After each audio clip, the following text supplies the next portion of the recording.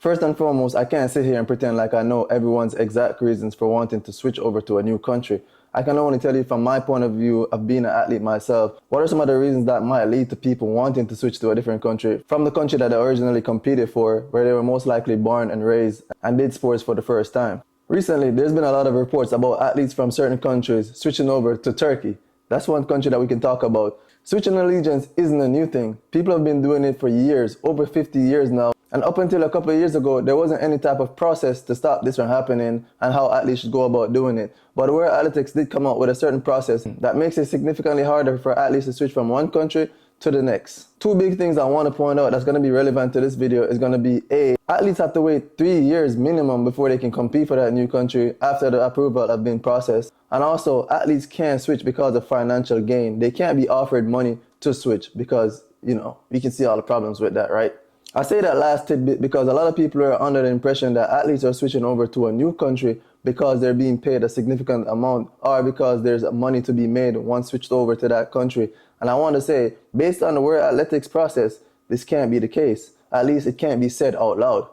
Now let's take a few steps back, and I want to speak to the people who are track and field fans here. A lot of people are criticizing athletes for why would you want to go to a different country for financial gains if that's the reason that they're going there for, right? And you have to think about track and field not like just a sport, but like it's your job. Why would you switch from one job to the next job if you get paid more money or if there's opportunity to make more money? It's the same process here. A lot of people don't understand that track and field has to pay our daily bills. You think about any bill that you have to pay, a track athlete has to pay that and more. Because to go into your job, you don't need that track and field athletes have to worry about. You don't have to focus on your nutrition as much, even though you probably should. And you don't have to do everything to prepare for training, even though there are some correlations where if you have a job, you can do certifications that make you more efficient at your job, learn more, and that's something that you have to invest in. But track and field people have that and more.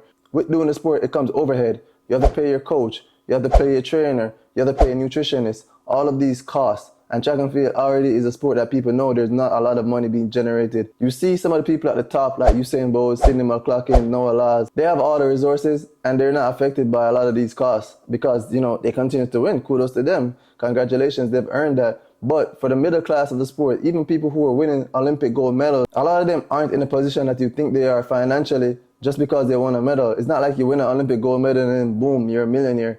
It doesn't really happen like that. There's a lot of ins and outs about it. So this might leave people in an interesting predicament where they just won a major championship or they just medal at major championships and they look in their bank account and it's just like, it doesn't reflect that same achievement with the amount of attention that you just gained. Now let's talk about these athletes' particular situation. Let's say you're an athlete from country A and you go to the Olympics and you won a gold medal. And when you do the math, you end up winning $20,000 US, right? But athlete from country B did the same achievement of you, but end up winning $500,000 US. The same achievement, but different outcomes. Financially, you have to look at it and be like, I wish I was in that country because your bank account would be looking a lot better. You could pay your bills and take care of all the day-to-day stuff a lot more easy. Once again, I want to equate it to the everyday fan. If you're at a job, company A, and you're getting $70,000 per year to do a job, you look over company B and somebody's getting $150,000 to do the same job that you're doing on a day-to-day. You're going to look at company B like, it would be nice to go over there and work for them to do the same thing and get way more money. That would change your life a lot more. So you got to think about it like that.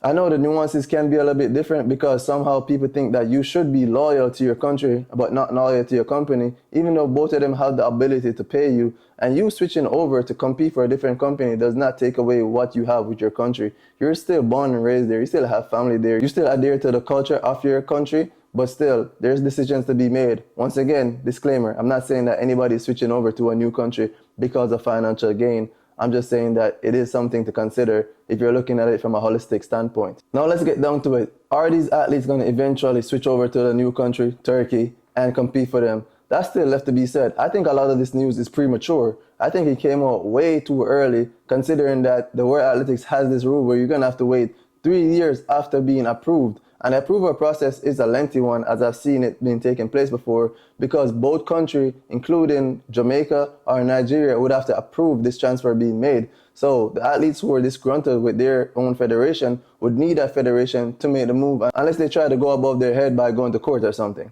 The most important thing is going to be that fans see things from an athlete standpoint and understand that loyalty just isn't going to pay the bills. If you compete for Jamaica for 10 years and you do relatively well, fans are going to appreciate that. But if after that 10 years, you can't show something that you've achieved from a financial standpoint in your life, you know, you're going to want to start a family, you're going to want to buy a car, you're going to want to buy a house, you want to travel outside of track and field, and you're not going to be able to do that. I think fans a lot of times think about the sport like, oh, this is loyalty, you should be competing for your country. I've even heard fans say that you should do it for free, which is ridiculous. I mean, what if I tell you to do your job for free? Let me see how your rent or your mortgage gets paid at the end of the month. So I just want to level set. If you want to see more information about the World Athletics process and how athletes switch their country from country A to country B, let's check out my Twitter @FitzDunk, and that's going to show you exactly what athletes have to go through.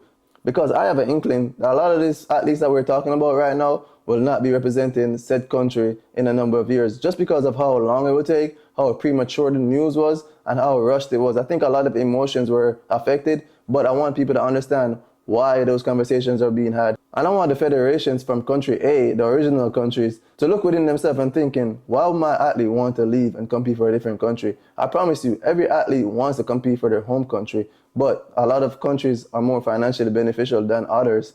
Once again, not saying that's why people are switching, because that would be against the World Athletics rules. But there should be some aspect of self-improvement that's involved from the federations. They should look within themselves and say, hey, how can I be beneficial to my athletes so that they don't even think about wanting to switch and compete for a different country? I mean, countries like Jamaica has built up a big culture, a big name for themselves. But are the athletes feeling their benefits? Maybe one day I'll talk about my experience of being an athlete competing for Jamaica and what are the financial ins and outs of that.